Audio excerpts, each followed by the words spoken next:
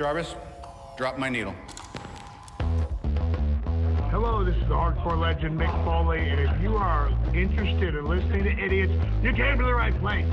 Have a nice day. Woo! That's an attention getter. He's a very strange young man. He's an idiot. What we're dealing with here is a complete lack of respect for the law. Oh my God, he's an idiot. You know, of course, that you're out of your jurisdiction. Personally, I think you're an idiot. But that's the evidence in the car. But I was going into Toshi Station to pick up some power converters. Always like to keep my audience riveted. Greetings, ladies and gentlemen, friends and fiends, and welcome to Free Range Idiocy, the podcast about everything, but mostly just the stuff we like.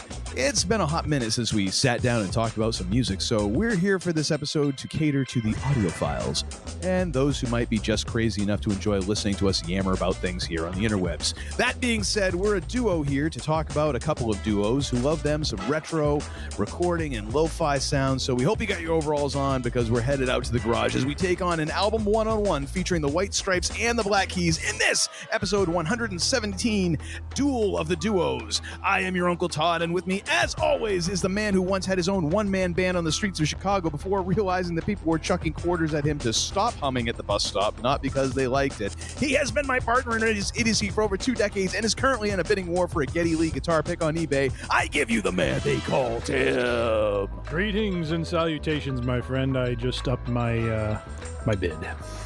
And what is the bid standing at now? $1.50? About $2.75. Well, you know what? You just got to go up to $3.50, and that'll take you right over the top. All right, sir. Well, how are you doing this fine Monday evening as we record? Doing well. Invigorated from the weekend. Just invigorated. Although I think both of us had slightly different experiences on that front. But I was going to say, your description was not an invigorating one. It was more of a put through the ringer sort of situation. Really? Well, I mean, yours was, of course, as always, much more bougie and took place in an upper crust sort of situation where I'm sure people were bringing things to you on silver platters. Oh, of course. Whereas I was in the comfort of my own home. But I mean, whatever. Yes. It seemed that time got away from you. That is true. That is true. My wife and I did take in a wonderful performance down at the hallowed halls of DePaul University. Our son is in the jazz orchestra there, and nice. Fine performance yesterday. Fine performance by the group. So enjoyed that, and of course had a little meal out with the lad, and had a fine time. So yes. But that which you speak of is my Friday evening excursion. Decided to go to a local haunt of ours, a local watering hole that we enjoy, and one of those places I was explaining to Uncle Todd that, there's some places you find where you just it's like a home away from home. And so, we've gotten to know the owners, gotten to know the members of the wait staff. And so it's just kind of, we show up there and it's like we go into a time vortex and you just lose track of the time as it goes by. And before I realize it, it's like somewhere in the vicinity of 8:15, 8:30ish. And we're just like, my God, we've been here for 3 hours. There's no musical act. There's no anything. We're just yammering it up with people. So, but a fine dinner was had. Bourbon was imbibed. Meats were of cooked. Course, top shelf, of course, and fine service. Wonderful evening. And so that kicked off the weekend, and then it just ramped up from there. So very much. Now, of course. What Tim doesn't tell you is, of course, he's drinking, top shelf bourbon. He had nice, it was like a 3-inch thick steak that he's having, and all this stuff. His wife is, he's telling her you need to have the salad, come on now, the wedge salad too, like the cheapest of all salad. And then was like, did you bring the dressing like I told you to? So, good Lord, oh my goodness. No, you splurge. You're a romantic. You would not. That's right. Deny your wife nothing, which is basically the only reason you're not sleeping in the garage. So I gotta applaud you for that. We had our housewarming party, and a friend of mine came over, my Kentucky bootlegging friend, who brought over a 114 proof rye whiskey, which is where my evening started. That's a rough launch point, folks. That is a rough launch point. When you're downshifting to 101 proof, you know that that the evening might be getting away from you. Yeah. It was a housewarming party that was supposed to be 5 to 9. I think the last people were leaving at about 11:15, 11:30. It was very nice. It was a lot of fun, which I remember most of it, I think. Which was technically 10 or 10:30 because we did the old fallbackaroo this weekend. Let me tell you, that saved my butt. That just saved my butt right there. That extra hour of sleep. Thank the Lord. In your mid-40s, you need coincidences like that to survive. The problem was then we followed it up and we tried a new breakfast place the next morning. Oh boy, it's like the opposite experience from what you get at your local watering hole. We showed up and we're like, this is number one. We were like the youngest people in there. I mean, like we're in our mid-40s and we're like, oh my gosh. I think those people in that booth over there passed away and nobody noticed. Did we somehow end up in the Fountain of Youth? It was like, is this Cocoon 3 that they're filming here? What's going on here? Anyways, oh gosh, but a good weekend overall. Did you get a stack of pancakes to kind of offset everything, or what? Oh no, I didn't get any pancakes. I got some hash browns that were barely cooked, and I was like, well, of course they need to be nice and soft. You can't make them too crispy because they got to be able to gum them. You know, that's the we had no idea. We just walked to this place. So I was like, it's open. Just walking distance to our house. Sure, why not? You know, they don't say closed. It's got to be a quality establishment. Exactly. You know, it had eats right there on the front window. I mean, why not? That there's a Sunoco sign just outside the door where the gas station is. Jeez. Well, Louise, there was like 10 walkers all chained up to the bike rack. That should have been another hint, you know. But oh well. May I ask the bourbon you imbibe, sir? Because I partook in a new one. I talked with the wait staff a little bit, and they had a off-brand one they carried called Widow Jane out of I believe out of New York State. So, well, I can tell you the first one that I had. I'll move over to my bourbon shelf, which is only a hop, skip, and a jump here from the recording desk. So the old Overholt 114 proof, aged 4 years, straight rye whiskey. That is really nice, but it's a little too nice, if you know what I mean. Then of course, then there was some Wild Turkey 101 in the downshift, and then some folks brought in some a nice Mad River Distilleries straight bourbon whiskey, and this is distilled and bottled in Warren, Vermont, and clocks in at a 92 proof, and that was quite lovely too. Of course, my taste buds were like completely blown out by that point. So nice. Let's just put it this way: there was meatballs sitting in cold in a crock pot at the end of the night, and I was toothpicking those bad boys out on my way to bed. That's where the evening went. Gotta have just one more. Yeah. My wife's like, that's gonna be bad for you. I was like, quiet. Gosh. She relegates you to your office. It's like, go sleep in there. Yeah. Just whatever smell is gonna be coming out of you later is not gonna be good. Good Lord. Anyways. Nice. But yeah, that was my weekend. Very nice. All right, we've now spent enough time boring people with our insipid middle-aged lives. Bougie travails, sir. We are gentlemen of industry.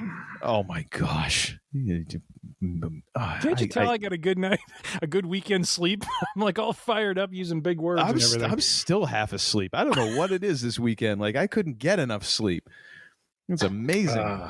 Anyways, we need to get into some news and some things that are happening as Tim pops himself a nice Colt 45 malt liquor. Shh! Don't tell. I bet that has carbs. Just saying. Oh my gosh! But we need to get into the Week in Geek and see what's going on in the world. Week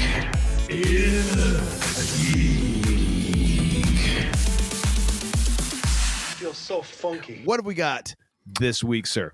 Well, we got a few items. First one, right off the bat, is I know we just are coming off a sharing of personal tales, but I will share one. It is in the Week in Geek. This is the most bougie of all. So yes, we had to save this for the Week in Geek. Indeed, and really because it has to do with some of the mechanics behind this experience, as much as the intake of the experience itself. But a couple of weeks ago, my wife and I went to a live recording of the NPR news quiz show. If you are familiar, Wait, Don't Tell Me. It is a very, very funny news quiz show that it airs usually every week. They do have some best of shows here and there when they take a few weeks off. But now, it is. I just want to stop you for just a moment. Yes. So this was a live recording. Yes. Of an NPR radio show. Yes. Were your khakis like starched and pressed? Did you have the crease down the front? No, I was wearing a pair of jeans and a flannel shirt. Wow, I'm surprised they let you in. Well, you must have contributed enough to get like the tote bag. We actually did. And we got a tote bag. Seriously. We got 2 tote bags actually because of course you did. We were in second row. I didn't it's either row. public TV or NPR. You're going to get a tote bag. Absolutely. I got a nice water bottle with the Wait logo on it and a magnet. So wow, we are properly comped. That magnet is so you can erase all of your 3.5 discs. Quick, hand me that one.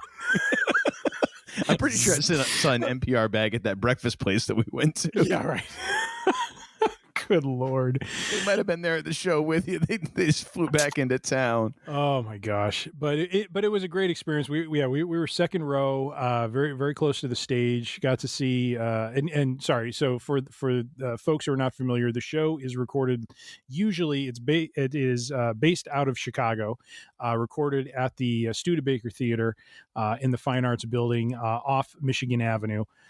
So it is, very easy to get to if you're in the city, and the Studebaker Theater is really, kind of nice compact theater. A lot of folks, probably a few hundred there, not a massive one, but it was, but still just a great venue. Is that anywhere near Wacker? It's about probably, I would say 7 or 8 blocks south of Wacker. Okay, I have no idea, and I have no reason for knowing that. But Wacker does like go by or does link into Michigan Avenue, sir. So I just love the fact that Chicago has a road named Wacker. Yes, that just amuses me and makes the third grader in me just giggle. Well, and then the teenager in me, whenever I'm driving a car in Lower Wacker, always wants to accelerate a little bit, like a la Blues Brothers. Well, yeah. So. Well, I mean, of course. You watch the concrete supports go flying past you at an obnoxious speed. So, but nonetheless, we attended the show, and it was very, very funny and very well done. Basically, they have about probably 10 or 15 minutes before they actually start recording the show. The show airs on Saturday mornings, at least here in Chicago on WBEZ. It is the local NPR channel. It airs about 10 a.m. Central Time. Gosh, are you getting paid to shill this? My God, you have a lot of information. Well, I'm a fan. I know. It's just, I know it. It seems like you're getting a kickback here. They're getting free commercial time on our show. Sake, well, give me a call. But nonetheless, so they do a little 10-15 minute intro, and then they get into actually recording the show, and it was really, really fascinating for me to see kind of how they built the show up, and the first segment that is typically done, as you consume the show on Saturday morning, was the first one they did, but it was interesting how they kind of mixed some of the segments up, and kind of did them out of order. It was also really fascinating for me to see how much time they spend on each segment, because the first segment, which is usually I believe it's a multiple choice contest with someone who calls. So someone calls in the evening of the show recording, and they can hear the host and the guests, and basically they read them a question, they have to answer it, but then there's like a back and forth between the host Peter Sagal and the guests, and that usually goes a couple minutes and they move on to the next question. Well, when you go to a live recording, they go back and forth for probably close to 10 to 12 minutes. I mean, it's almost like double the time, most likely, so they have plenty of content they can edit down and kind of work into, kind of the comedy of the show. Which is something that we could probably take notes on, but unfortunately, I was taking a few. Might apply some tonight. We'll see. Okay, good. But before I forget, so Peter Sagal's the host. Bill Curtis is a longtime Chicago news fixture. Very bassy voice, does a lot of the announcing, and then the guests, which I was really excited about because I've read a couple of his books. Mo Rocca was one of the guests, so I thought it was really cool to see him live. Shane O'Neill, who is a comedian out of New York, actually a writer for the New York Times out of New York, does comedy. Grew up in Oak Park, apparently, Illinois. And then Helen Hong, who is a comedian. I know her mostly from the show Silicon Valley. She was played kind of a not a small role, but a what do you call it? Supporting. Thank you. Supporting role as an HR executive on that show in its last season, when she was very funny. She was very funny live. All three of them were very funny live. Very good guests. But yeah, it was just a fascinating experience just to see the show get recorded. And then what was interesting is they got to the end. Peter Sagal had said, we may go and do some retakes of things that happened during the show. He said mostly to, in a funny way, mostly to fix the mistakes I made. And so, so they spent about 3 or 4 minutes, and it was really funny because it was kind of this awkward part of the whole evening where the entire crowd's sitting there quiet as Peter Sagal and Bill Curtis are getting feedback from the producer through an earpiece and going through and just kind of jumping into different parts of the show that we had already seen. And a couple times I'm listening to what he's redoing and I'm like, it sounded fine the first time. Why are you redoing it the second time? Like I obviously I couldn't, because these other shows have standards, Tim, unlike us, where we're just like, meh, whatever. We do it in one take, and then Uncle Todd drops in a little limerick here or there from some sort of movie we like. Who's it? Oh my gosh, I've forgotten his name now. Thankfully, the dude who used to do Inside Edition, then he was on Fox News. Oh, Bill O'Reilly. Yeah, we'll do it live. I was just gonna say we'll do it live. Oh my gosh, probably some sort of long lost sibling of Vince McMahon, but Oh, that's a scary thought right there. So anyway, so this was less a news item, just a little experience from the life of the man they call Tim, but just nonetheless, if you have an opportunity you're in Chicago and you want to, see a local show, it was 7:30, got done about 10 o'clock. But top to bottom was just so funny. Everyone was super entertaining, and it was you forgot you were just watching a radio show. It just felt like you were watching a performance almost, and it was really, really well done. I was very impressed by how tightly run the show was, because especially when they went back and did the edits, like Peter Sagal, Bill Curtis, they have these tablets, and I think they have the whole show outline, notes, that sort of thing, and they're just like jumping around like they are like clockwork when they do this. So it was just very, from an engineering standpoint, it was just really interesting from that sensibility to kind of watch them put the show together. Took notes, and I'll be implementing some of the changes into this show at some point down the line. So okay, good. I'll be waiting for those to happen. All right. Probably first, I'm getting my ass fired. Get Peter Sagal in here, whoever he is. I would know him from the dude who walks by with a canned cart in front of my house. I have no idea. I know. So anyway, it's just a little experience from a few weeks back. Very nice. Our next item, however, is every time we do a recording, sir, we have been graced with yet another piece of Marvel content, which has us go and going back a couple of weeks, we had a trailer drop that was Ant Man and Wasp: Quantumania. Yes, which we have been pining for quite some time, ever since we saw the season finale of Loki season 1, when we met He Who Remains, who predicted there are going to be versions of him out there that are going to do very bad things. And boy, oh boy, if there wasn't a little hint of animosity and evil from what can only be described as our first appearance of Kang in this trailer. So thought we'd do a little bit of a trailer watch here. I'm all for it. As just a side note today, as Twitter is slowly swirling down the drain here, and actually not so slowly, it's going to be interesting to see how news functions after Twitter. Because I think Twitter is definitely on a downward trend right now, unless something rapidly changes. I think number one, just from an economic standpoint, you can't buy something for $44 billion that ain't really worth $44 billion and that ain't even really making money now. And then you're going to add more debt to it every year and hope that you're going to make out on this. Like, I'm not great at math, but even I can figure out that this is a bad idea. Anyways, so much of our news has become like, oh, and hey, these 4 people on Twitter say something and knock out 150, 200 words and publish it.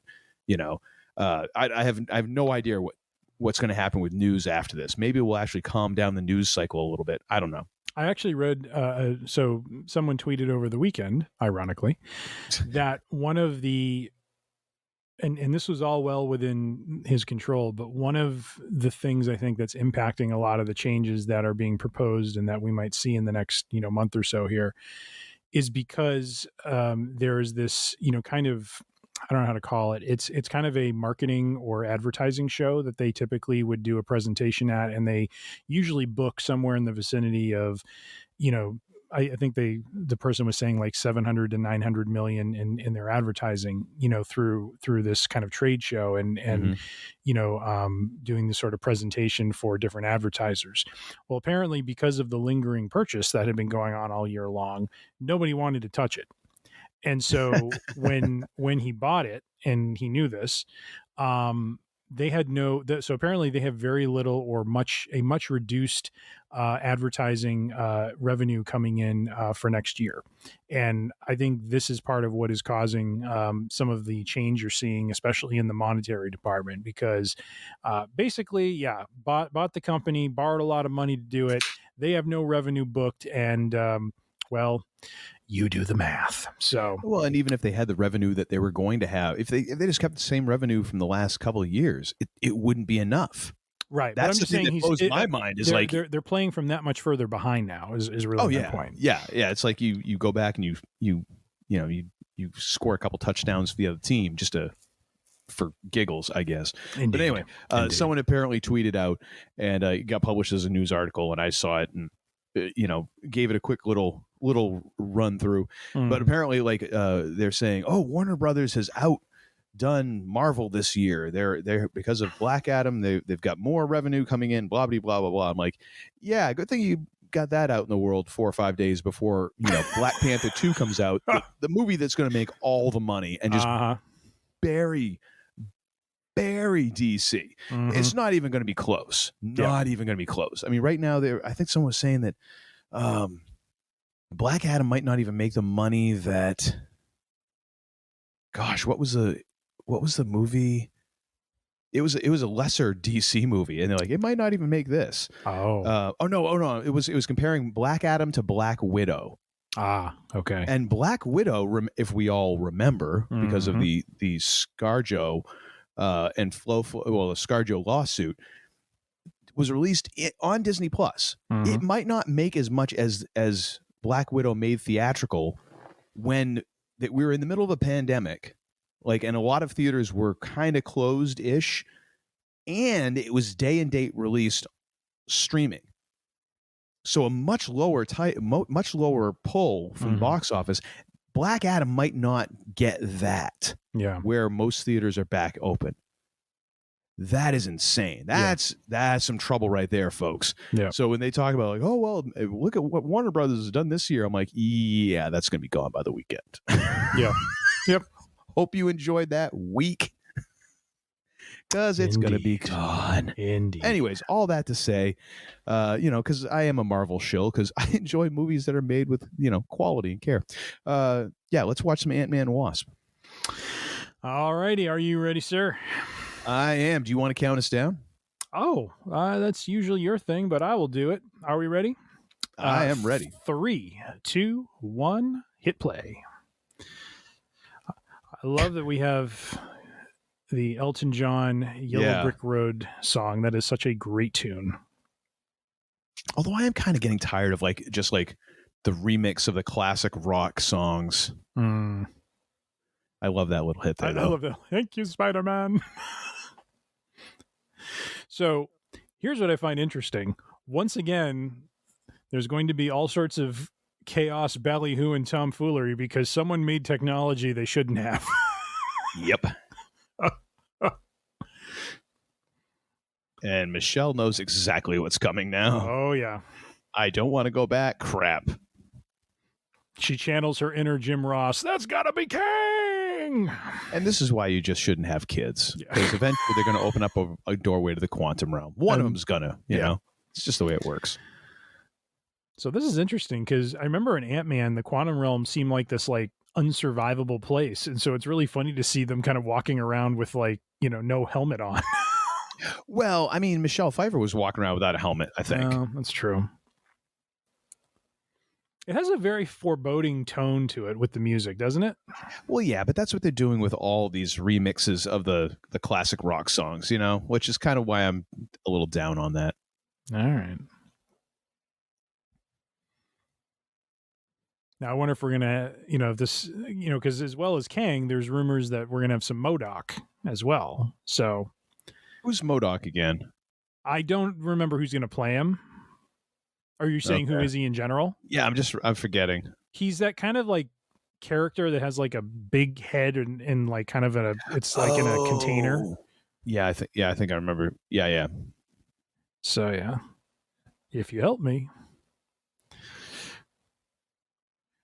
I'll make it worth your while. What's it gonna be? Ant Man. I love it. Very foreboding. Yes. I really do think I how do I say this? This is going to be a heel-making sort of movie. I think so, yeah. And which means someone going to die. And it's not going to seem possible, but they're going to die, and it's going to set Kang up to be kind of the ruthless sort of villain that I think this next round of story arc is going to need. Yeah, and the thing is, you can't do a Gamora and then bring the character back just from a different multiverse. Like, you got to, if you really want to do that, you got to kill him and kill him dead. Because I think that's a I'm not saying it's a terrific idea. Like, yay, let's kill somebody in the movie.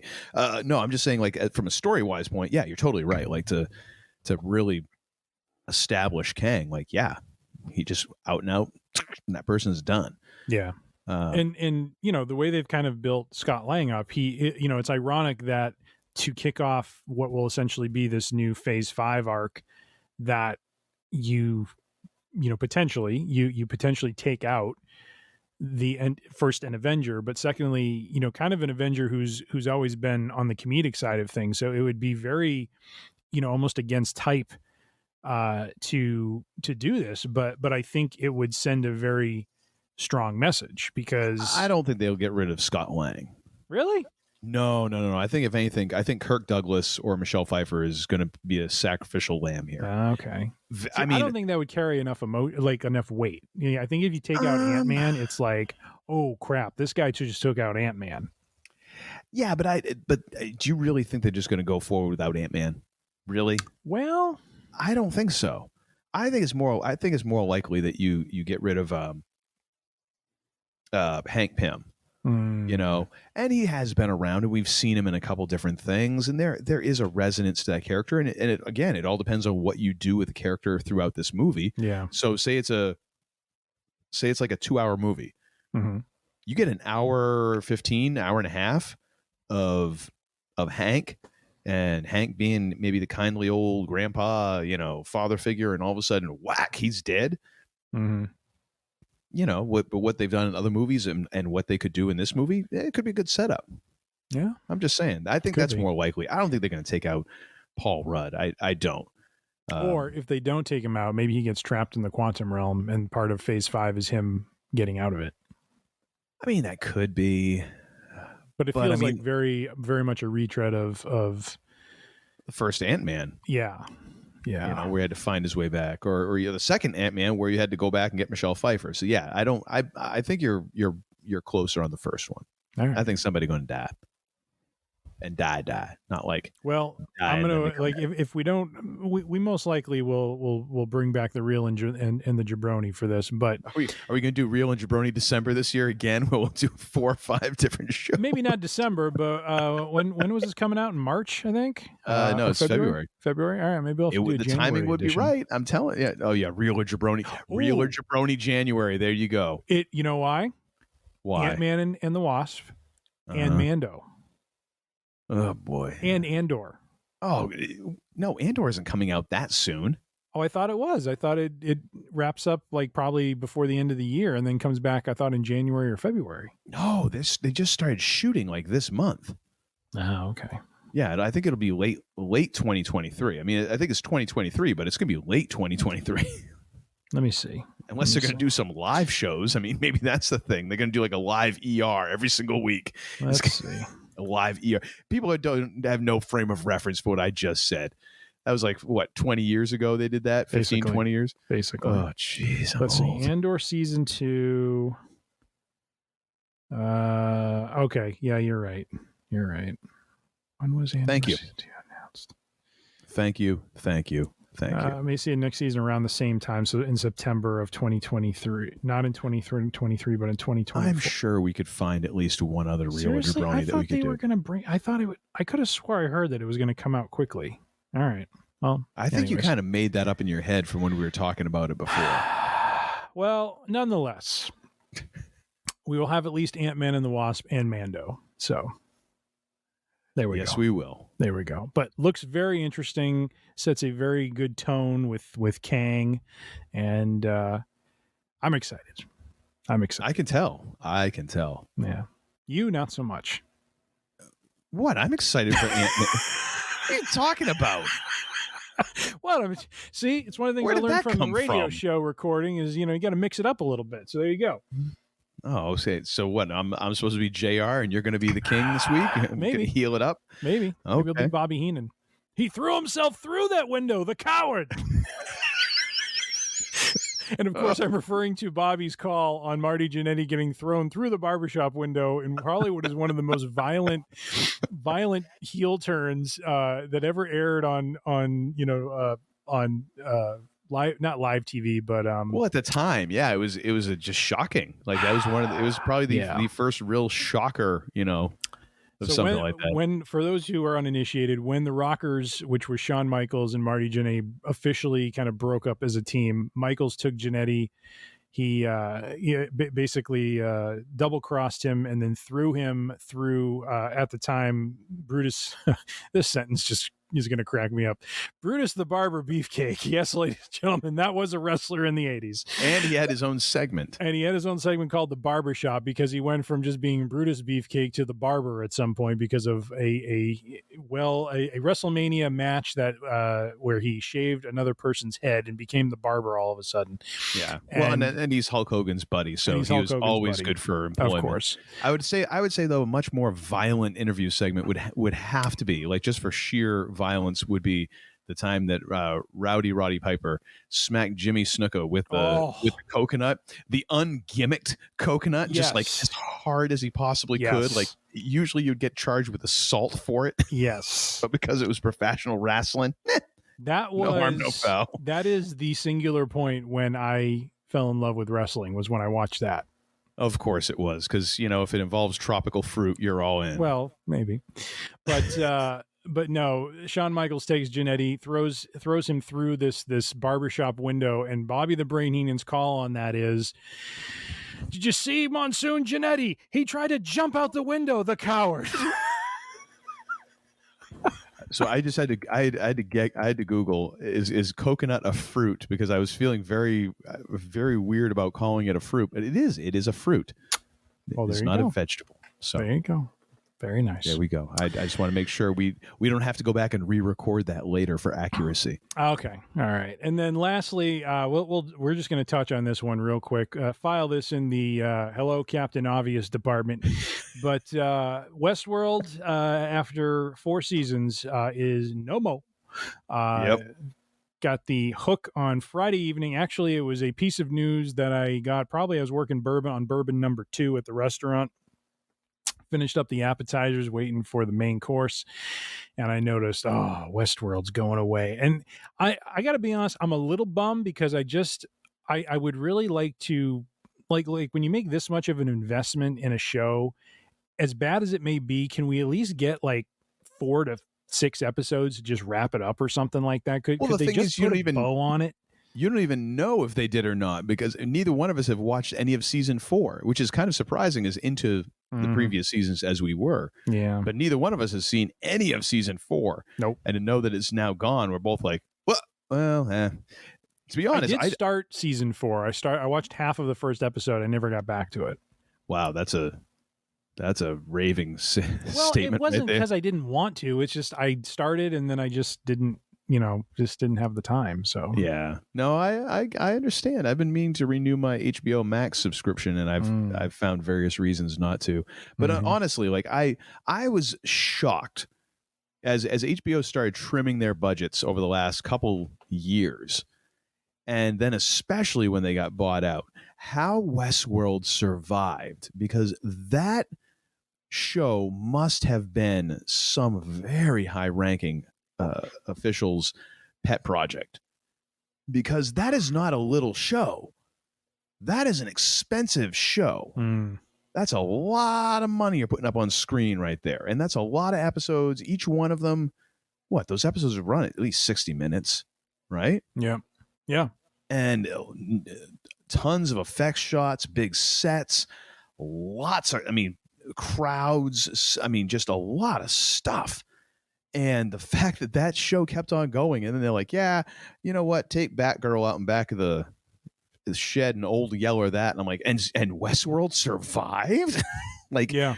The money they spent on Batgirl is probably might be 1 season of Westworld, might not even be 1 season of Westworld. When you put into account of how much, you're paying the actors, how much you're spending on effects. Actually, no, that Batgirl was probably a bargain compared to like 1 season of Westworld. Yeah. And then it survived this long, to me, is remarkable, because season 1 was amazing. And I thought season 2 was really good too. People started to diverge on that though. And then season 3, a lot of people checked out. I still thought it was good. I thought it was interesting. I'm anxious to see what season 4 is. Yeah. When I finally get around to it. So, but the fact it survived this long, I'm shocked. Would you say, sir, once we watch season 4, should we revisit this in a potential episode? Yeah, we can do that. We can call it Westworld. What happened? Yes. All right. So here is. I'm curious. Okay. So Westworld. Mm-hmm. And this was 2016, so this isn't even that isn't even the last couple seasons. But they're saying Westworld was about $10 million per episode. Dang. Yeah. I mean, and that's 2016, so that's like season 1 or 2? No, that's probably season 1. And then it only goes up because some folks got raises. Oh, yeah. Yeah. Dang. Uh-huh. That's a lot of cashish right there. Anthony Hopkins, he demands top dollar. Well, but he was gone after season 1. I know, but nonetheless, might have contributed to the $10 million. Maybe he has one of them Bobby Bonilla contracts where he's going to be getting paid like the next 30 years. His heirs will be getting like checks from HBO. Oh, dear. Be like HBO Gawker, whoever winds up with HBO, because it keeps on getting bought. And apparently now they're talking about even the fact that Discovery could end up turning around, almost do like a house flip on it, and they can sell it as early as 2024. Wow. So who knows where HBO is heading? But interesting. Oh well, to have that many highly acclaimed and rated shows and then just to get sold. Mm-hmm. And to see be like this hot potato is kind of weird. It is. It really is. It really is. For another episode, though. Yes. And that, my friends, is the Weekend Geek. Well, thank you, sir, once again for your interweb sleuthing. We're now going to get on to our album one-on-one. We decided on this one a while ago, and it took me a long time to come up with my half of the bargain. Tim had already come up with his. It just took me extra long because, well, let's face it, I'm a slacker. By now, you should all know that. Slacker. So I was tasked with listening to Elephant by the White Stripes, which was their 2003 album. And I decided, all right, well, fair play. You give me a duo and I'll give you the band that kind of seems like it was a bit of a play on the White Stripes. I'll give you the Black Keys and their album Brothers, which was from 2010. So we will now kind of go and give our thoughts on this and what we liked, what we didn't like. And how do you want to start this, sir? This is kind of your baby. Like the album one-on-one is really, it's like your version of the Royal Rumble. You're like Pat Patterson with this. This is your brainchild. Exactly. Just with much better English. Yeah. which was another one that I loved that Bobby Heenan said in his Hall of Fame speech, where he's like, for all of you who sat through Pat Patterson's speech, that'll be rebroadcast in your hotel rooms at midnight in English. Poor Pat. Jeez. That's hysterical. That is hysterical. Anywho, well, why don't we go through a quick a stat run here? I'll run through the White Stripes if you want to run through the Black Keys. But for those who forget, White Stripes Elephant was a 2003 outing on Metacritic. It got 92 out of 100, so highly rated, well received outing by Jack and Meg White. Won't go into all the personnel. Because really, I don't know any of these people. Honestly, it's Jack White and Meg White, and they did most everything, and there was 2 guests. Yes. That was about it. Someone named Holly Golightly, which I don't think is really her name, and is probably a pseudonym or something like that. Nonetheless, for awards, 2004 Grammys, Best Alternative Album, Best Rock Song, 7 Nation Army, and 3 MTV Video Music Awards, certified platinum with 2.1 million units. So a very, very solid outing, probably one of the best, if not one of the most well-known sort of albums that the White Stripes are known for. Sir, Black Keys. So Brothers was released in 2010. Metacritic score 82 out of 100. So not quite as highly acclaimed as the White Stripes Elephant. However, it is a duo. Dan Auerbach on doing vocals, guitar, bass guitar, and keyboards. Pat Carney on drums and percussion. And their awards were quite luminous here. Yeah. 2011 Grammys, they had 5 nominations. They won a Best Alternative Music Album, Best Rock Performance by a Duo or Group with Vocals for Tighten Up, nominated for Best Rock Song with Tighten Up, nominated for Best Rock Instrumental Performance with Black Mud, nominated for Best Recording Packaging. Which I love that one because that's all about the art. Yeah. Which is funny when you actually see the cover of the album. Yes, I thought that was such a great selection. I'm like, someone has a really good sense of humor to give them a Grammy for that. Yeah, which, I mean, the funny thing is, though, I will say, like, I look at that and I'm like, I could have knocked that together in 10 minutes. But, and I say that as someone who does graphic design, but I also know, like, immediately after that thought, like, yeah, except you have to understand why you do it, why you put it like that, and kind of the history of where that comes from. Because that album cover, which is just text, It relates.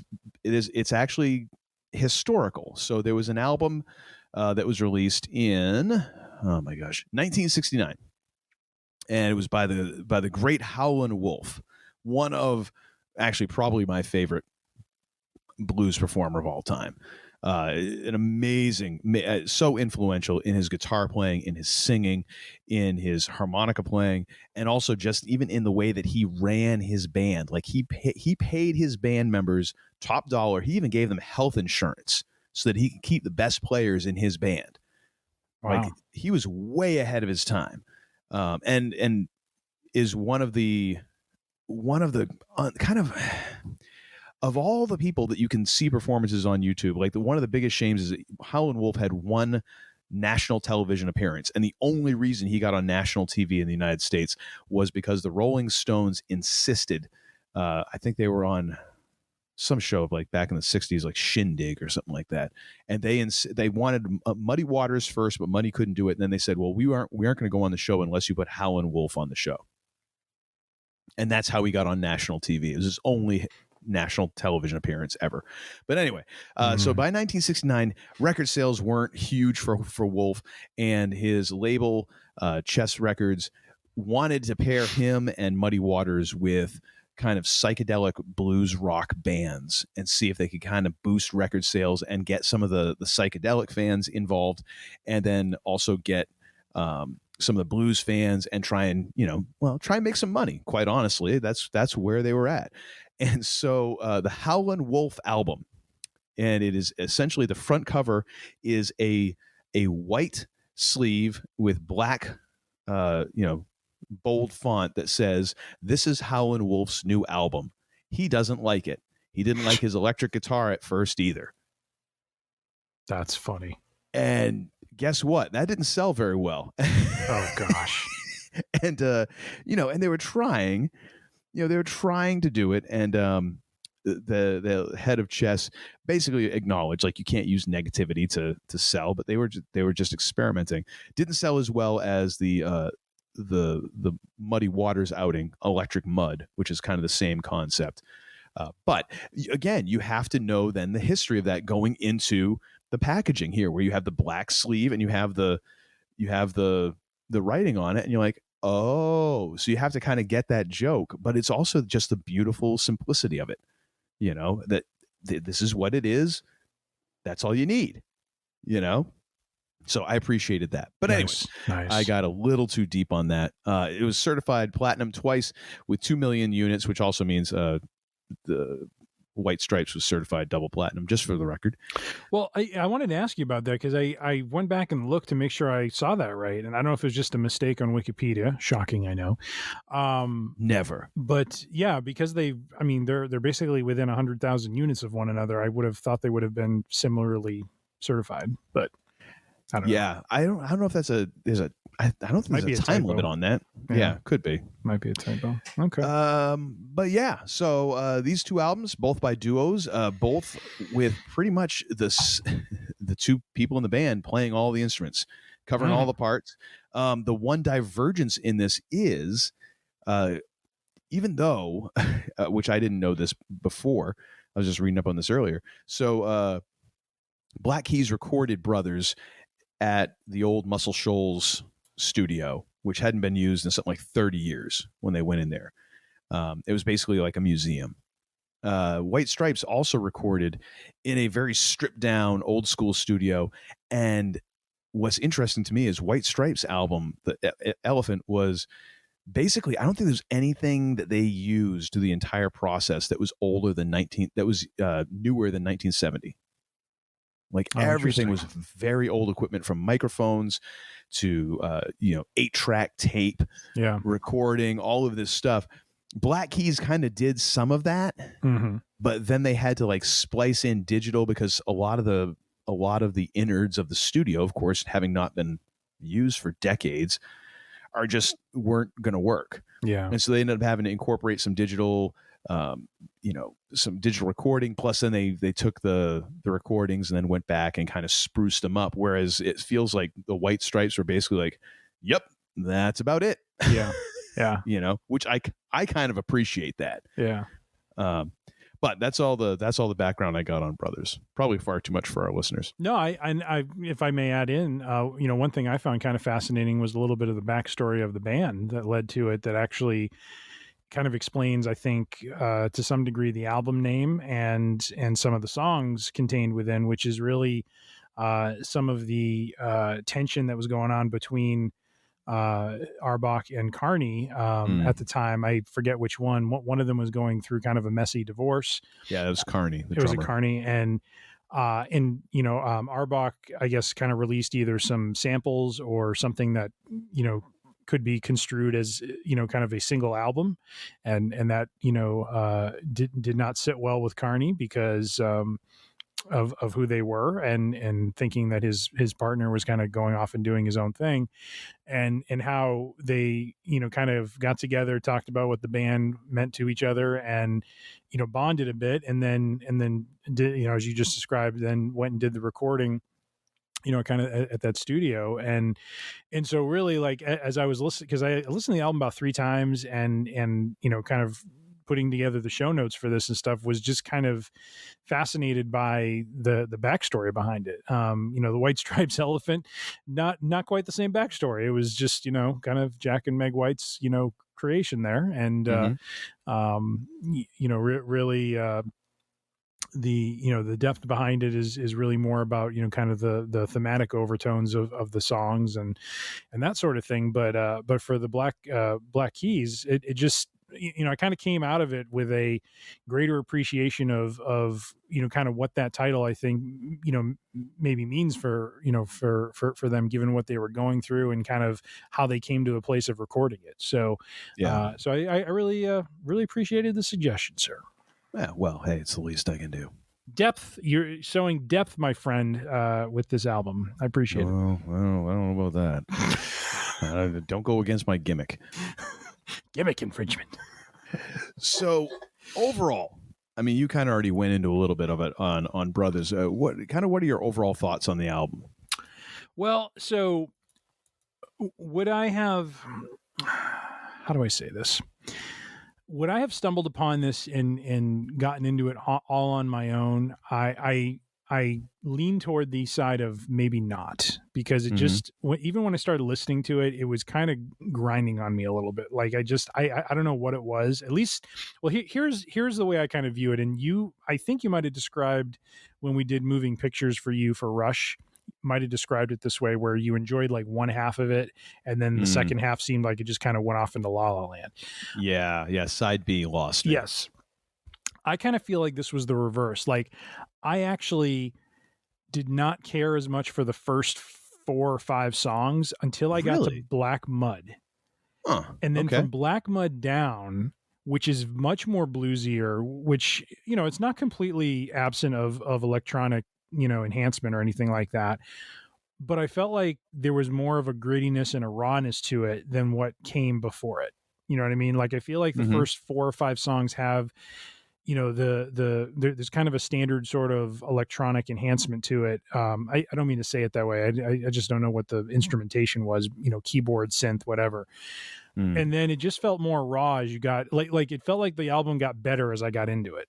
You know what I mean? Like I was connecting with it more. I was liking it more. It was a little kind of off the beaten path. I liked, some of the rhythms. And quite honestly, as we get into it, one of the things I really am struggling with is really coming up with what is kind of the least favorite song for me, because I really kind of liked all of it. You know what I mean? Like even when we got into the beginning, after I did the second or third listen, I could get into those first 4 songs a little bit more. But yeah, so for me, I, getting into the album, it was a interesting journey, because it didn't immediately connect with me until I kind of got into it more. And then I started kind of settling in and like, okay, I'm digging this now, and I'm liking, kind of what I'm hearing. So that was kind of my initial impression when I listened to it was that. Interesting. How about you? Were you looking for favorite songs at this point, or just overall?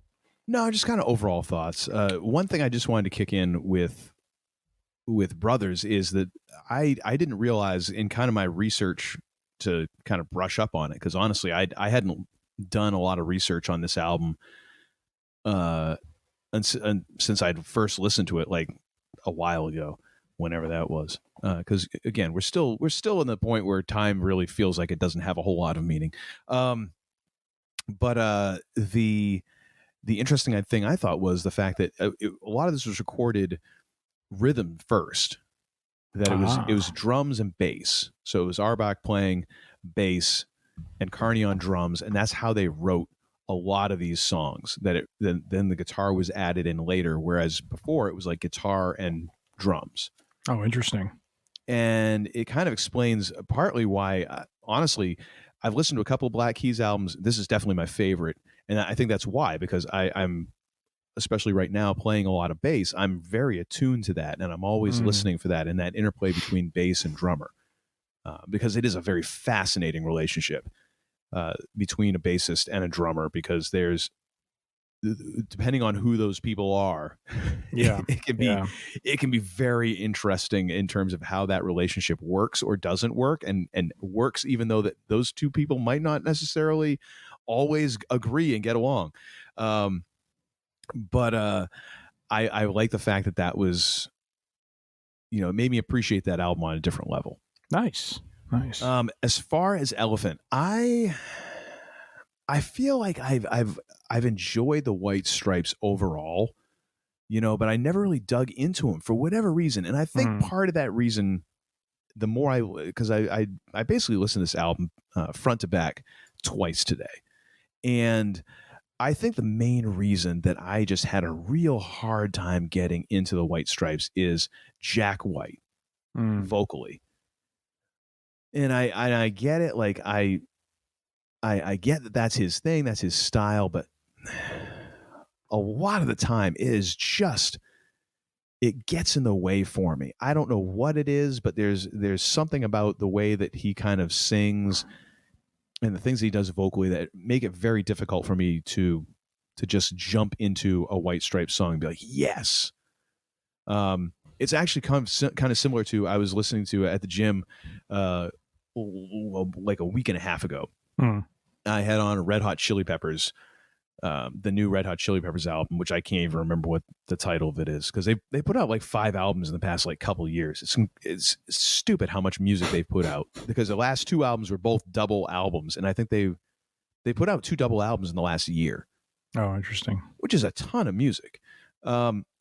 But I was listening to it and I'm like, love the music, but the lyrics, like 85% of the time, make 0 sense. Like they could have just been auto-generated by some AI on the interwebs somewhere, and then just thrown into the song, Yeah.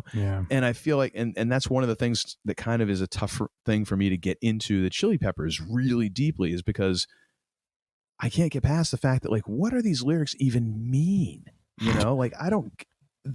It's just like words. Wait, salad. You don't know what "sklabadabadibadabadibadoo" means? I come from California. I come to, hey, where'd you from? Did you know we're from California? Like, I got it, Anthony. I got it. How about you go in the corner and like play with a frisbee and just let Flea and John and Chad do their take a load off. Like just go sit and color for a while or something, whatever work, macrame, whatever works for you. But that was always a thing with like Jack White. And even in listening to this album, like I was able to kind of work through that and appreciate some of what he's doing vocally. But I got to be honest, that is like my number one hurdle. So, but the one thing I really do appreciate is the fact that there is such a limitation in a band with 2 people. Yeah. Especially when they're playing live, because if I'm remembering right, I think when the Black Keys toured, it wasn't just Auerbach and Carney. They had other musicians.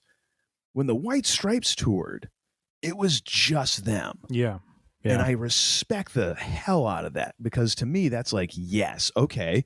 And that's one of the things. One of the weird things is like Jack White, not a huge fan of his singing, and sometimes it just grates on me, but I have such an admiration for that cat, because in some interviews, he would talk about how he would deliberately make things difficult on himself. Like he wanted to feel like there was work involved. He's like, I could have my keyboard closer so that I wouldn't have to go over to it, but I want to have to work. He's like, I've got this old guitar that goes out of tune really easily, and I always have to retune it, and I have to work with it, and it's kind of a fight. But he's like, I want to have that effort.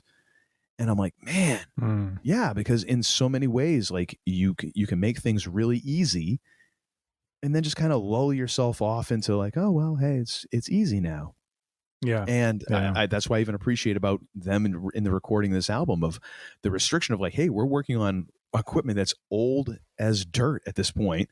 We're not doing any digital editing. It's all on tape. It's all like you get the razor blade out, and if you want to make an edit, yeah, you got to cut the tape. You got to edit it together. You got to make sure you do it right. You know, I appreciate that. Yeah. And I appreciate the fact that you can do an entire album with two people. And granted, yeah, there's overdubs, and so you get some keyboard, you get some bass, you get all that.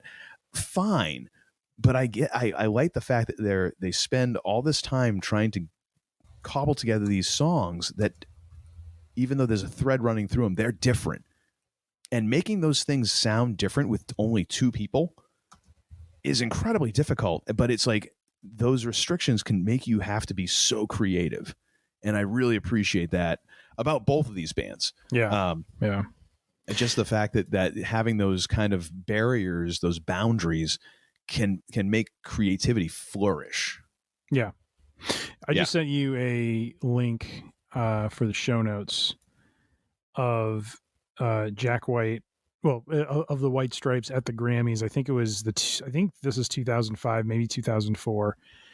But to your point, two people, and end up producing probably more energy with the crowd in the two songs, because they play these kind of shorter renditions of these two songs back to back. And I remember watching it for the first time and literally got chills, like goosebumps. Explosive. Yes, explosive. Like the energy was just off the charts, and I wasn't expecting it. And when I listened to it, I'm just like, holy moly. These are two people. The thing is, like, and you see Jack White, and you know that he knows a lot, and you know that that there's times he's doing stuff and it's sloppy as hell, but you know he's doing it for a reason. Yeah. And then, but you look at Meg White, and it's like, for all of her limitations as a drummer, all right, man, for what they were doing, that's all you need. Is just someone who's up there and they're playing from their friggin' soles of their feet, dude. Like, she is, it's almost like, in order to teach, because if I'm remembering right, I think Jack White taught Meg how to play drums. And it's almost like he did that by, like, okay, here's how you hold the sticks. These are the different drums. And now I'm going to lock you in a room with a bunch of Led Zeppelin albums, and I want you to sound like him when you're done. But I can't play all that. No. I just want you to sound like you're hitting like him. Yeah. And we'll take care of the rest. Because when she hits, holy hell, that woman is hitting those drums, which I love. I love me a loud drummer. I love someone who's actually, and it's why I actually appreciate a lot of Jack White's piano playing, because I'm like, play that thing. It's a percussion instrument. Play it like one. Play it like you mean it. I love that when you can actually, it sounds like someone is almost on the verge of violence with their instrument. Because again, that energy comes through. It's tough not to feel that when you're in the room with someone who's playing that way. Yep. And White Stripes, that explosive. That's the way that every video I've seen of them, that's the one word that would come to mind. Yep. Yeah, it's interesting between both these albums, because you mentioned his lyrics, or not his lyrics, sorry, his vocals. I kind of felt the Black Keys have I feel like these bands they are not replicating each other, but I feel like there's commonality between them. Gritty. And in my notes for both of these albums, gritty, raw, distortion are three words that constantly keep coming up as I'm like describing what I'm hearing and experiencing. And the vocals are just, they're unique. They're very unique. Like, even the Black Keys, there's a couple songs where, they're coming in pretty high, and I'm just like, okay, it's not what I would do, but but I get why they're doing it within the context of the song. And so yeah, it was just really interesting to kind of, like, it's something I appreciate when we do these, is that there's always a thread or two of commonality between the two sides that we're looking at. And this one here, I just feel like these are two exemplars of raw, gritty, just, down and dirty kind of music. Even Black Keys there's a few in there that I as I went through the album, felt very blues oriented, and the White Stripes, there's quite a bit of blues in what they do, and so it's just fun for me to hear that and to hear, kind of those threads. Yeah, totally. So what are your favorite songs, sir? Favorite song or songs? Oh, I know I gave the intro I did to it and make it sound like I didn't enjoy it. I did. It took some time to grow on me. And I'll just run through, a couple that were favorites of mine. Right at the top of the list is Black Mud. I really enjoyed Black Mud as an instrumental. Has such a great feel to it. Great instrumental piece, gritty bridge part. Love the slower tempo, giving it kind of a bluesy feel. It just has this just great feel to it that I just really enjoyed. And like I said, I pointed that song, and that to me is the pivot point of the album for me, because after this song, everything that follows I could connect with and get into in a, just like faster and just in a, I don't know, in a way that just made sense to me, I guess. Really enjoyed that song. 10 Cent Pistol was another one that I really enjoyed. And then let me see, Sinister Kid was another one I could put as a favorite. So I think those are probably the ones. I'm just going through my list here. Ironically, I mean, I didn't mind the first 4 or 5. It's just, I don't know. They felt kind of poppy. They felt kind of, I mean, Tighten Up was a popular song like that. That was the trademark song off that album. That's what they won the Grammy for. It's not that it's a bad song. I don't know, for like, I'm starting to understand a little bit, like when we talked like Rush and some of the other ones we've done in the past, I'm kind of seeing how you were feeling about it. Like, like me being the fanboy and like, how can you not like this? Now I'm kind of flipping it around. It's like, okay, I kind of get it. Like something about it isn't 100% connecting full bore, like I would feel if I was listening to a Rush or to something else, but I can respect the music part of it, the musicality and the style of it. And that's the thing that made it grow on me, was as the album goes on, it becomes less and less poppy and more gritty and more raw. And I really just kind of enjoyed that aspect of it. I really appreciated what they kind of brought there. Don't know that I would have dove into it on my own, but now that, again, Uncle Todd always opening those cultural doors for me, sir. Appreciate it. I do what I can. You do. But yeah, so I don't know, any of those that I listed off as favorites a surprise to you? No, I would say my favorite off of Brothers is Next Girl. That's always been the song that I just kind of gravitate to. I mean, obviously not lyrically, I guess, but I mean, it's just something about that groove. Just, I think it's because it is so bass and well, I mean, the hook is heavy. Like the hook of it is catchy. You know what I mean? Like it kind of gets in your head a little bit, and you find yourself like humming it and don't even realize it. And I love the fact that really it's a drum and bass song, and the guitar is damn near incidental. Yeah. It's almost like it's a Primus song, where, I mean, you listen to Primus and the things you're listening to is first you're listening to Les Claypool's bass, then you're listening to the drums, and then you listen to Les's vocal, and the guitar is there for atmosphere. But I mean, it's rare when you have a rock band of any subgenre of rock that is not like, and here's the guitar, like to the nth degree, right in the middle of your forehead. It's rare when you're like, oh, the guitar is really in the background. The guitar is not the show. You know what I mean? Which is kind of funny, really, when you get down to it. I mean, it's very subtle. Yeah, which, I mean, the funny thing is, I think it was I believe it was Nick Mason from Pink Floyd who said a band is a drummer and a bass player and other entertainments, or something like that. Essentially, like it's the drummer and the bass, and then there's these other things that are, decoration. That's the band. Yeah. And in a song like that, I'm like, yep, there it is. Yep. I mean, in a way, it's kind of like Rush. Like you could probably, again, this would be heresy for any Rush fan, but you could take Alex Lifeson out of the mix, and you could probably listen to just vocals, bass, and drums, and you'd still be like, damn, if that isn't a hell of a band. You wash your mouth out with soap right now. I know it is a bit of heresy, but I mean, you tell me. I mean, I think that would still be a killer album. Maybe, but I mean, that's just I gotta how hold the party good. line. That's just how good those two individuals are, and why it's rare to have that. You know, where you can be that entrenched in just the bass and the drums and a vocal, and then like, oh yeah, the guitar kind of wanders around, does stuff. But anyway, adds another layer of texture. It does.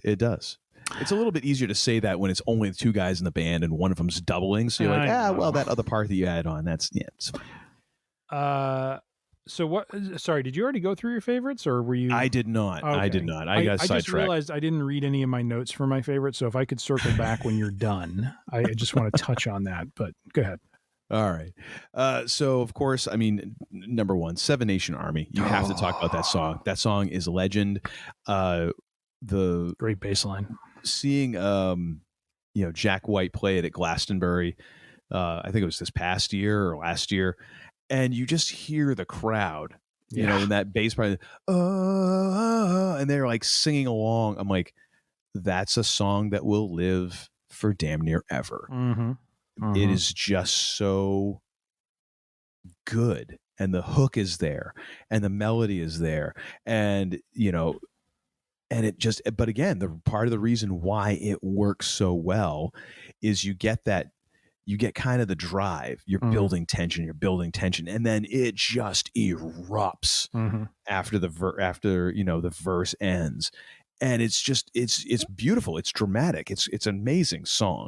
I don't need to talk too much more about it, because if you haven't heard it, I mean, you've been living under a rock for ever. Next probably favorite, Ball and Biscuit, kind of for the same reason. I love the fact that it has this very sort of blues, sort of, like old school blues, like just kind of talking about kind of how much of a badass you are and what's going on in your life. But then he is the seventh son. Exactly. He might be your third man, but he's damn sure the seventh son. But then again, it just explodes into those guitar solos, and I love that. I love that. Just that the juxtaposition of those two and the contrast. It just makes it. It's again a beautiful way to just utilize two instruments. And how do you get dynamics? Okay, we're gonna bring it way down here. Oh yeah, and then we just are gonna push the pedal to the friggin' floor. And then we're going to drop it. It's not even getting loud. It's getting like obnoxiously loud. Oh, yeah. Oh, yeah. Just, I mean, probably burned out a tube, if not one just exploded out the back of the amp. It's gorgeous. I love it. Could you please post in the show notes? I'll send you the link, but the SNL from like a year or two ago. I don't even think that's the best version of it. Really? Because sorry, there's a version at Glastonbury, that same concert with its same band. No, that's fine. But I think because it's the full song. Sure. And oh my gosh, and I mean, oh yeah, and the fact that you have a full band with it it's different. But oh my gosh, yeah, so good. Yeah, but that one where he combined it with kind of this old bluesy song that was, he was kind of weaving in, that was done during, I think, the 1918 pandemic sort of thing. I just thought it was really well done. So, all right, if I think about it, I'll try and include it. If not, folks, you can Google it, SNL Jack White. I'm pretty sure you can handle that. Third one for me is I Want to Be the Boy, and it's because it's poignant. It's kind of a beautiful song, and it's also Jack White's best vocal performance on the album. Like, he's actually singing, and I don't want to say that like what he does on Seven Nation Army or some of his other songs is a gimmick. It isn't. I mean, I'm going to just give the guy the benefit of the doubt, and that's just, hey, that's how you sound, that's how you sing, that's how it sounds in your head, and you're replicating it. Whatever. To me, this is a performance where I'm like, oh, okay, dude can actually sing it straight, and it's just, that's what, again, after talking about how that's always been a bit of a hurdle for me getting into the White Stripes, hearing that was like, it was a nice little, it's a little Scooby snack in the middle of the album. Like, here you go. Here's a vocal performance. Nice. And actually it is probably my second favorite vocal performance on the album. Nice. So I will I'll leave it at that. Third, the first will be a little later. All right. And what notes did you have, sir? Sorry. So what did I say? I already talked about where'd it go? Talked about Black Mud. 10 Cent Pistol. Love the raw intro of it. Great bass line, guitar, and vocals for it. Actually, I wrote a note. Feels very White Stripe-ish in parts because of that, and then it just a great kind of fade kind of finish to it. Sinister Kid, gritty start with distortion, and I told you there's a lot of gritty and distortion in my notes here. Yeah, we need to get you a thesaurus with a strong rhythm, a catchy chorus and bridge, and I wrote brings the funk because there is a funk element to it.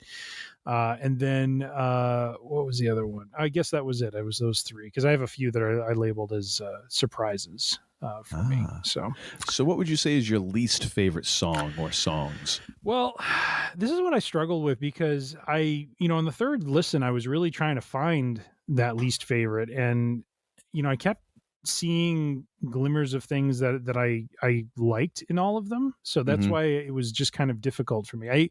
I'm not saying, my rating for this album is not going to be close to a 5, but because it's not in my mind, from what I like, kind of that go-to kind of perfect sort of album, but there's enough here that I could appreciate, what was there. I think if I had to point to one, it might be Howlin' for You, which kind of starts off as almost like I don't know the song from the going to a basketball game, but it starts off with that dun dun dun, like that, like I'll do the chant, but the beginning part of it when it goes dun dun dun dun dun dun dun dun, and he's like na na na na na. Hey, that one. It starts off with rock the and roll rhythm. Part 2, Gary Glitter. Yeah. But the start of Howlin' for You is that same bum ba-dum ba-dum ba-dum. It's like that rhythm that is very much what it made me think of at first.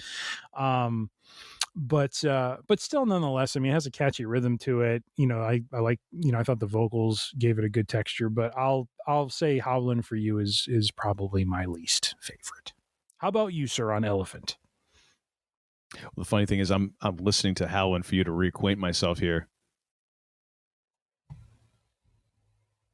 Yeah, I can see where you're getting that. Okay. I was very curious because I couldn't place the intro of that song. For me, I'm a similar boat. Like there wasn't anything that I found obnoxiously horrible or out of place on this album. Mostly because I just, White Stripes were just kind of odd enough that nothing really felt out of place. You know what I mean? Like the whole general concept was just kind of a little bit like, okay, I'm just going to have to go with this sort of thing. Yeah. So it kind of fit a lot. So this is kind of the song that I liked less than the others, the least liked, not my least favorite, I guess, which actually it's the same damn thing. We're both too nice. I'm equivocating right now. I would go with Little Acorns. Partly because of the spoken word intro. As I'm listening to this, I literally was like, what the hell is Apple Music dropping a commercial into my feed here for? Like, I pay for Apple Music. I had the same, not exact wording, but the same general comment. Like, I thought it was a commercial at first. Yeah. And I know that's what they were going for. Like, it makes total sense and I can appreciate it, but I just didn't dig that song as much. Nothing that offends me on a genetic level or anything, but it was, it's probably my least favorite on the album. Yeah. All right. My least likely to go back and listen to. All right. Understood. What would be your biggest surprise from Brothers? Honestly, the biggest surprise, the one I really came away enjoying was the last song on the album, These Days. It had a different feel from the other songs. There was no distortion or grittiness to it. It just had this kind of solemn tone, and that was kind of further emphasized with the bass and the guitar parts. Nice harmony to it to convey the emotion of the song. Might be a sentimental surprise favorite of mine because of reading the backstory of this, and when you kind of listen to the lyrics, you can see the connection between kind of what led up to the album being done and what was being sung there. So I really liked, that was probably the biggest surprise to me. The other ones I listed as a surprise. Let me just go down the list here. Let's see. Talked about that. I'm Not the One. Gritty, emotional tune to the song, great bass and guitar parts. Like the incorporation of, like, there's a part, where, background sounds where it sounds very kind of choral with these ahs and violins, giving it some depth. Really thought that was kind of like an interesting feel to it. Unknown Brother was another surprise for me. Great guitar intro, sliding up and down the scale, distorted vocal harmony, just brought a nice texture and a great bass line during the song, and especially in the middle. And then I wrote this note. There's a song in there called "Never Gonna Give You Up," and my first note is not the Rick Astley version. Thank God. Thank God. But it was really interesting because it had a very 50s, 60s kind of feel to it. It just had this old school feel to it. Catchy distortion with the guitar, and I think there might have even been tuba in parts of it. So part of that is because Never Give You Up was a single by Jerry Butler that reached number 20 in the Billboard chart in 1968. Aha! I was right in my decade. 60s. There you go. Very nice. The song has also been covered by Eddie Floyd, Buddy Greco, Chuck Brown, and the Soul Searchers. Very nice. Jeez, look at you coming in with the knowledge. Thank you, sir. Hey, that's why I got Wikipedia open. Oh, like I'm going to remember all of that. Well, Come you on. could have passed yourself off as a music savant, if you will. But what am I, Doctor Strange in the first 10 minutes of the movie here? Come on. Maybe. Chuck Anyways, Mangione. Those are feels so good. Those are my surprises. What was your surprise, sir, on Elephant? I'm going to go with In the Cold, Cold Night. Good selection. Which, very moody. Love the guitar kind of ambiance. Love how, it's just Meg. it really is like, well, no, it's not. I mean, Jack White, even though this is the one like Meg vocal performance on the whole album, Jack is still very much a part of it. Like, he's in the room. You can tell, like, just the vibe from the guitar. It is still the two of them. You don't lose sight of the fact that Jack White is on the track, which is kind of weird to say in a way, because, honestly, this is my favorite vocal performance on the album. I really just dug the way that Meg's voice just works in that kind of sparse space that's created by the guitar, and and minimal cymbal hits, like 5 in the whole song, but it just works, and it's very kind of eerie and moody, and I don't know, it just I heard this song, and I again, my first listen to this was as I was working out at the gym today, and I'm listening to this song, and I just found myself kind of staring out the window, and I'm like, wow, this is kind of cool. And it's funny that it's, in the cold, cold night, and it was like 70 degrees here in Maine today in November, which is great. Yay, global warming. Oh boy. But a nice selection. But yeah, it just kind of caught me there. I was like, wow, it really did it shocked me. Yeah. Just kind of nestled there in not the middle, but kind of middle latter half of the album. Well, actually, no, it is kind of just about in the middle. But yeah, I dug that song a lot. Nice. And was there anything I named off as a surprise that was a surprise to you?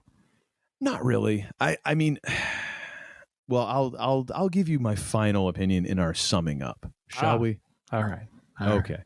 Very nice. So first of all, on a scale of 1 to 5, yes, how would you recommend this album, the Black Keys Brothers, to a friend? Would I recommend this to someone, to a friend? Yes, I would. And I would do it to the tune of, I've been kind of going back and forth between like a 3.5 and a 4. Okay. Because it is it is an album that has grown on me. But it took a few listens for me to get there. And that's why I kind of go back and forth. And it's hard because this is less about the quality and more about what I recommended to someone. And yeah, I'm trying to think through, like, people who I know who would connect with this. And if it takes a few listens for me, I'm just thinking it's going to take probably twice the listens for them, sort of thing. So, so I mean, I'm kind of, God, I guess I got to throw a stake in the ground. I got to go a 3.5. Like I've listed other ones as 4s before. This one, I did enjoy it. It grew on me. I connected with it. I appreciate it.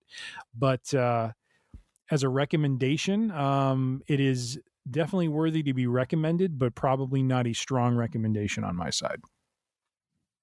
Well said. Well said. It's hard for me to say things like that. For me, I would certainly recommend Elephant, and I would recommend it to the tune of a solid 5. Wow. I was blown away by this album. You don't give those away liberally either.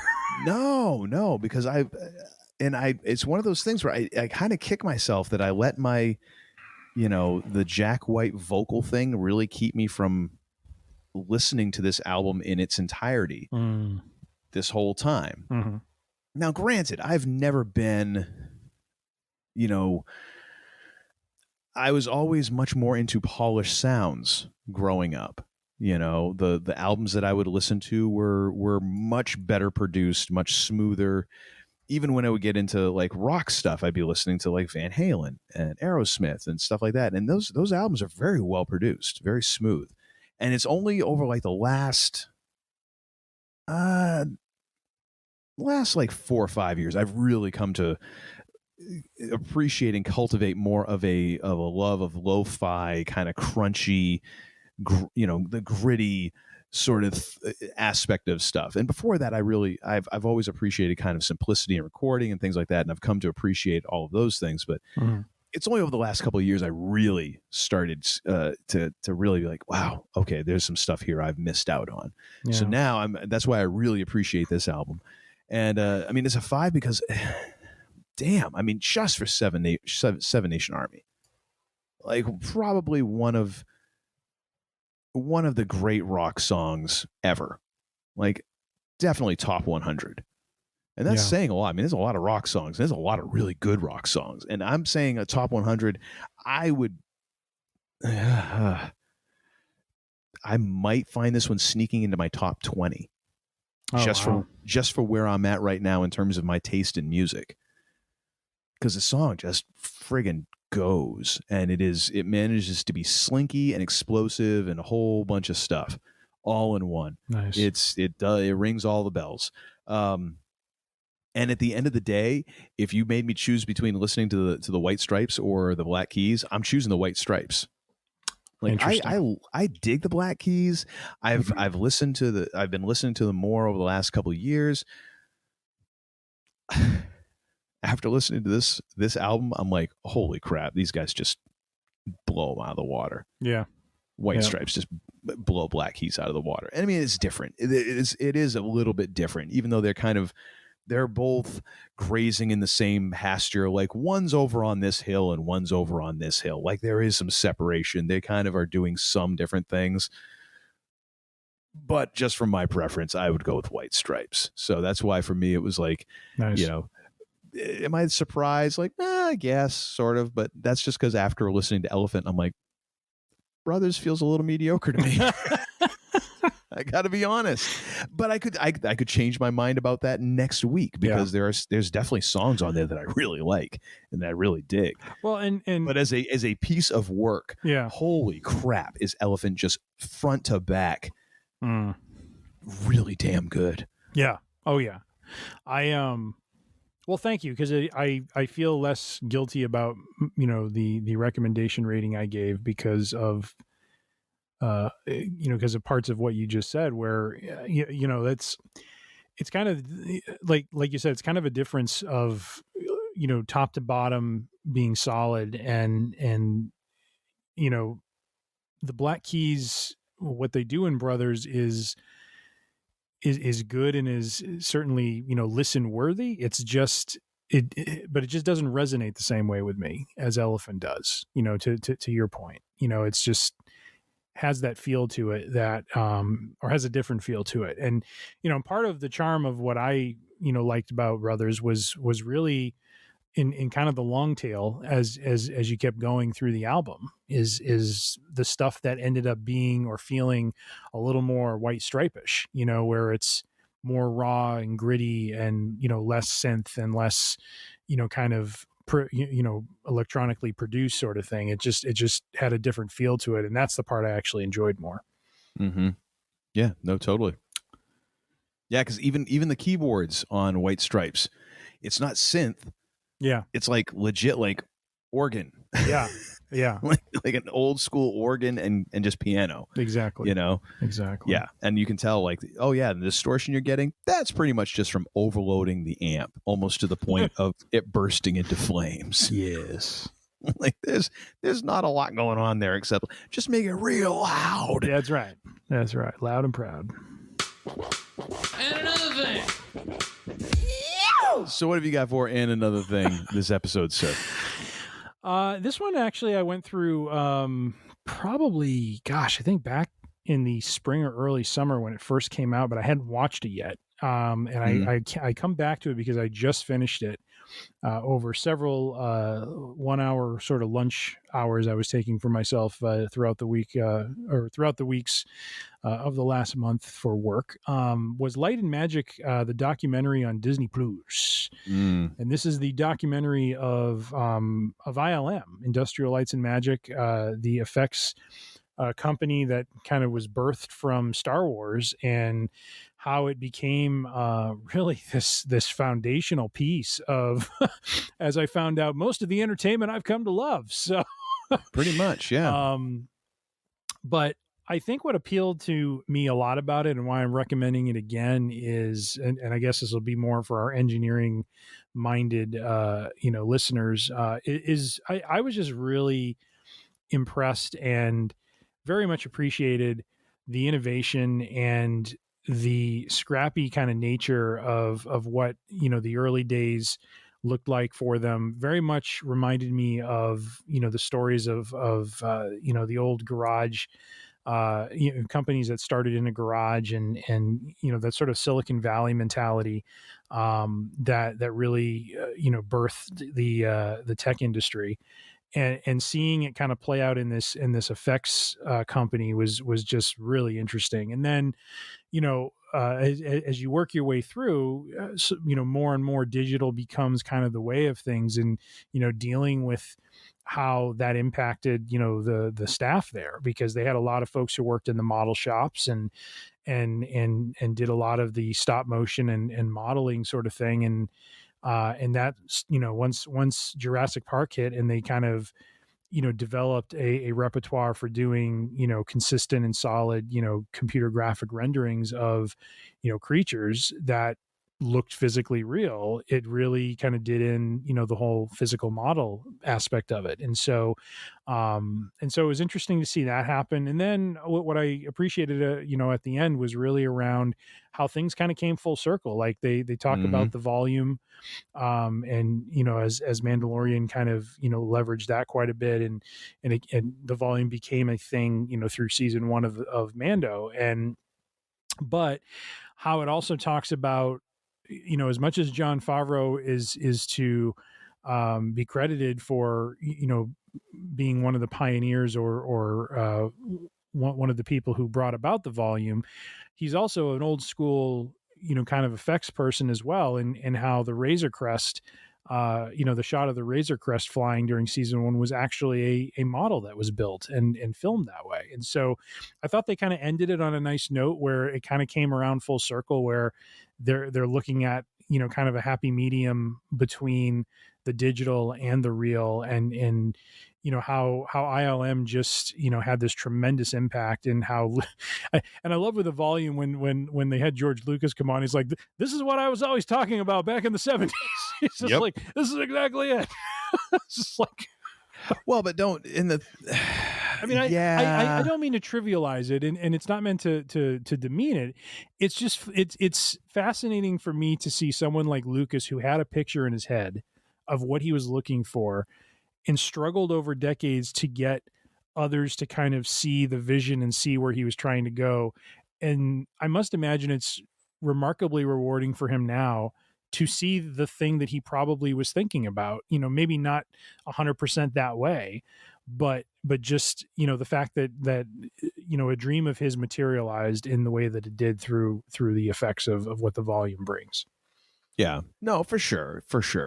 It is a little bit weird though, when it's like, the guy who essentially said, we're not going to build any sets higher than, a foot above the actors' heads. And then, of course, the famous story of, because Liam Neeson was so tall that they ended up having to, it was like a couple $100,000 more in set building that they spent just to build the sets up higher. And then they just did everything else digital.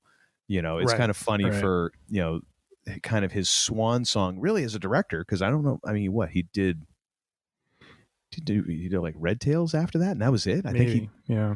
I mean, but those are really his kind of like his last hurrah as a director, and they just they hit that uncanny valley, man, and it just now you're like, no, it just looks fake. It really does. Yeah. But of course, yeah, he was a pioneer, and it was funny to me watching the series, the documentary series, because I had seen so much of that from watching Empire of Dreams. And I thought I knew so much, but then you get into this, and it's like, oh, now we're really getting into the weeds. Which, oh my gosh, I was so into that. Like, I love this minutia crap, Oh yeah. So yeah, it was fascinating. But yeah, totally. And they pulled a very nice narrative out of that, and I do enjoy how filmmaking is coming back to, a combination of digital and the handmade stuff. Yeah, because I mean, even then, digital is still handmade, dude. I mean, like the sheer amount of time that goes into like painting like the creatures that you're making, figuring out the lighting, animating them, is like, it's not that it's just like you press one button and it happens. Like, those people are doing meticulous work that is it's just a different way of doing it from the guy who's animating the AT-ATs on Hoth. It's just a different deal. Yep. At least to me. Absolutely. And what was your and another thing, sir? Well, I decided to keep this kind of in line, or fortuitously, it kind of came in line with your Star Wars bent here, because we are now literally, I want to say 50 yards down the street from our local public library. Nice. And I'll put in a plug for public libraries, man. Like, as much as I love me to do some book shopping, and especially to use bookstores, oh my gosh, this is part of the reason why I have storage problems, is used bookstores, because I love me some used bookstores. But man, a public library is one of the most beautiful places that you have in communities, and you should utilize it. You can read so much. The thing I've appreciated so much is that it's making me a little less picky about books, because I'm not buying them. So I'm much more likely to just see a book and go, oh, well, what the hell? I'll try it. And if I don't like it after 5 chapters, I can walk it back over here. It's not a big deal. I didn't pay $20 for it. However, it's also good because it'll make you remember stuff that you're like, oh, hey, I just saw the author's name, or I saw the spine of the book. Hey, I meant to read that. And so I remembered a few years ago when Timothy Zahn of the Heir to the Empire series that we spoke with Jimmy Dice about, he came out with his Thrawn trilogy. And I happened to be walking through the fiction section and past the Z's, and I was like, whoa, wait a minute. There it is, Thrawn. All right, well, let me grab that one. Oh, and there's the sequel to it. Let me grab that one. So I started reading Thrawn, and oh my gosh, really good. Nice. Really good. It's interesting now to finally fill in, because that was one of my bugaboos about that was, and even in Rebels, like, well, how is he using this knowledge of artwork to really plan this? Like, it was just sort of like, oh, well, and he never really demonstrated it in a sense of like, oh, and I see this, and they're therefore this, and therefore I'm going to use this, and then it's going to, like, it never showed you the whole process. It was just like, oh, I looked at their art and now I know how their tactics work. Never kind of demonstrated how that works. And in the book, you start getting into that. Granted, I'm like halfway through the first book, but there's so much more information there. I'm like, oh, see, this might have been nice to at least get a glimpse of some of this, rather than just trust me. Yeah, he can look at some paintings, and all of a sudden now he knows, how someone's going to attack with Star Cruisers. Sure, okay, yeah. Whatever. Yeah. But it is interesting just seeing kind of the journey of Thrawn in the beginning and kind of his working into the Imperial Navy and all that. And it's funny because I think I mentioned this before, but like you'll notice, like if you read enough of an author, that each one kind of has like their little thing they like to do. Like they might have a certain word that they really love a lot, or just a way of communicating or something that they'll just reuse over and over and over again. And if you notice it, and then if you notice it, then you can't not notice it, and it starts getting aggravating. Timothy Zahn loves to have a character lost in their own thought and then another character speak into their thoughts. He loves that in these books. Oh my gosh, it's happened about 12 times already halfway through the book. Where a character's lost in his own thoughts and then someone else speaks into those thoughts. And I mean, I get what he's talking about, like, you know, but after a while, like, okay, there's got to be a different gimmick you got to use here, because I don't know if I can take 3 books of this. Yeah, you know, it's almost like the whole like, oh, you know, he's a clone because we doubled up on one of the vowels. You know, Luke. It's like, gosh. But that's a bugaboo that Uncle Todd just keeps coming back to. I can't let go of it. But anyways, I mean, it's a fun read. Again, it's, you know, it's a fun read. It's not supposed to be, you know, War and Peace or anything like that. It's just it's a fun read. It's some good sci-fi, and kind of fills in some, you know, again, the nice thing is it actually shows some competent Imperial officers. I mean, sure, there's some ones who are dumb as a stump as well, but there's actually a couple, like, it makes you believe, like, oh, I can totally believe these people took over the universe. It makes sense. There's actually some who aren't boneheads. Great. Yeah. But yeah, it's good. It's a good read. I highly recommend it. And I also highly recommend going to your local public library, supporting them, you know, doing any donations. You know, like they had a book sale when I was there, and I grabbed some books there because, hey, man, that money goes back to them. Great. But yeah, Todd's check out your library. Cluttering up that office. Oh my gosh, dude. Oh yeah. It's ridiculous. It really is. Here I am talking about how I'm going to the public library, you know, so I don't have to buy books, but then I go to the library and I buy books. Like, I can't get around. While I crawl over my book stacks. Yeah, pretty much. Either that or I'm going to get avalanched by them during a recording, and I'll finish from underneath. I'll hear this. Ah! I'll just be wheezing. Thank you for tuning in. I'm losing oxygen. It's all been worth it, though. Rosebud. Yeah, exactly. Anyways, well, thank you, members of the Free Range Idiocy congregation. Parting is such sweet sorrow, but we need to get the hell on out of here because, quite honestly, my family wants to go to sleep and I talk really loud when I record, so I've got to wrap this sucker up in the next couple minutes. Otherwise, I'm going to be sleeping on the couch in my office, which is not so much a couch as a glorified easy chair, and it ain't going to be comfy. So I'm going to try and sleep in my bed tonight. So thank you all for tuning in. We appreciate it. Appreciate all the downloads, all the subscriptions. If you have not yet subscribed to our podcast, my goodness, what the hell's wrong with you? Go to freerangeidiocy.com and you can subscribe right there. You can find all of our episodes, download them individually, or you can go on to the Podbean app. You get all of our episodes right there as well. You can find us on Spotify. We're on Apple Podcasts. We're on Google Podcasts, Pandora, a whole bunch of others. Just search for Free Range Idiocy. Pretty sure you're going to find us. If you have any questions, thoughts, or concerns, what you want to do is you want to send those to Tim at freerangeidiocy.com. And if you have any suggestions for shows, especially because, quite honestly, two of us are idiotic enough that we barely keep ahead of the curve. So having a couple of you feed in some ideas would be real nice. You can also find us on the social medias. We are on Facebook. We are on Instagram. Both of those are at Free Range Idiocy. We have jumped off of the sinking ship that is Twitter, mostly because they locked us out a while ago, and I don't think Elon's letting me back in, so screw him. Anyways, you can find us on YouTube, though, actually. You can find us there at Free Range Idiocy as well, because now YouTube has handles, I guess, whatever the hell that means. But we're on there, so you can subscribe through and get the podcast through YouTube if you want. And yeah, so now I'm going to hand this over to the least idiotic of the two idiots who run this show. I think he was about to say the second most idiotic.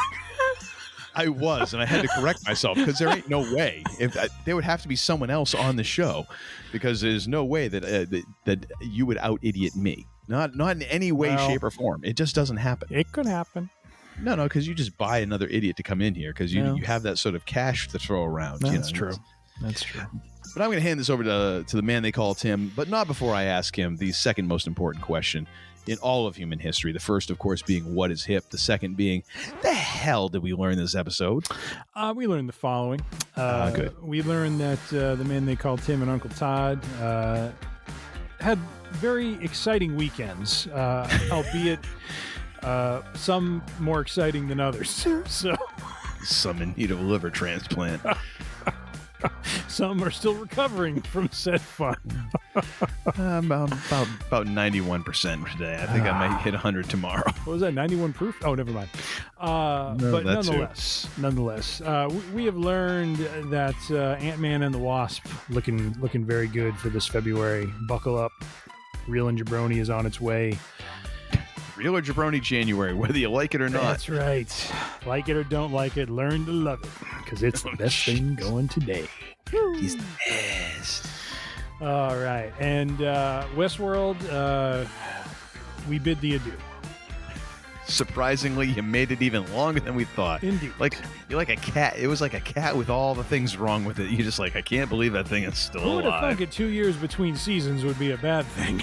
I know, that's the other thing. Jeez, necessitating a full rewatch. So you're like, wait a minute, I don't even know. It was a confusing show anyways. And then you're going to wait that long in between seasons? Oh my gosh. Like, what No happened? one had a chance. No one had a chance. You know what they needed to do? They needed to have like a pop-up. You remember VH1 used to have the pop-up videos? They need to have like little bubbles that came up in the first couple of episodes to remind you of all the crap that went on. Then you might have had a fighting chance. Absolutely. And we've also learned Uncle Todd and the man they call Tim. Very good years for albums here with White Stripes, Elephant, and the Black Keys Brothers. If you have not listened to either of these albums, we have both recommended them, some more strongly than others, but do check them out. Solid outings all around, and yeah, Elephant is a classic, so do give that a listen when you have the time and the place. Finally, as we like to close things out, be safe, be healthy, be kind, and be good to one another. And if for no other reason than, well, hey, Powerball's at 1.9 billion, so we need to throw a little money at that jackpot. Would you please hit the lights on the way out? It's like I picked the wrong week to quit drinking. I beg your pardon, what did you say? All of you relax. This is a matter of inconvenient timing, that's all. Police action was inevitable. And as it happens, necessary, so let them fumble about outside and stay calm. This is simply the beginning. You're such a disappointing pair. I prayed so hard for you. Get out. And don't come back until you've redeemed yourselves. So say we all. I thought I told all of you I want radio silence until further... I'm very sorry, Hans. I didn't get that message. Maybe you should have put it on the bulletin board.